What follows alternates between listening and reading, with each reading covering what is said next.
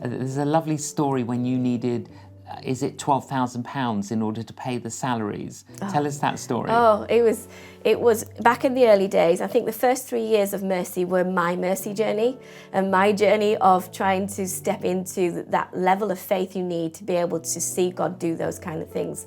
And we were £12,000 short, and by short I mean we had £500 in our bank account and we needed to pay a bill of £12,000. And I decided that we were going to do what people do when they're panic praying, is I gathered everyone together. We are going to, on Wednesday night, we are going to pray, we're going to fast, we're going to storm heaven, we're going to stand on the word, we're going to write out all the scriptures about God's provision and financial and all those things that we do, like to try and get heaven's attention.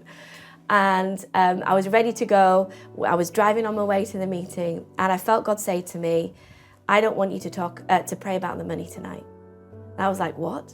So money is incidental to me. I want you to pray and intercede and storm heaven and stand on the word and do all the things that you've been doing for the money. I want you to do it for the young women that are in the home right now. I want you to do it for the residents. And I was like, well, money's not incidental to me. I can't sleep at night. I've got heart palpitations. I'm like sweating, thinking I need to pay this.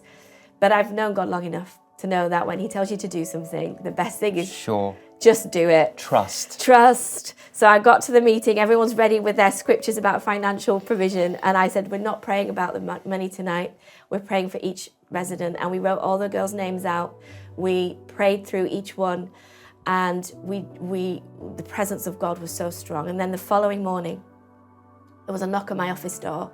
And one of the residents is standing there with an envelope in her hand. And she says to me, God's been speaking to me for 3 months about my security being in my savings. And I know it's cost £12,000 for me to be here. And so I want to pay for the person who comes after me. And she handed me a cheque for £12,000. At which point I lost all my professional decorum, cried buckets on her shoulders and said, you will never know what you have just done for me. And that stepped me into a level of faith that I hadn't previously achieved. And that became a foundation for me to keep going back to, of remembering what God can do when you're obedient.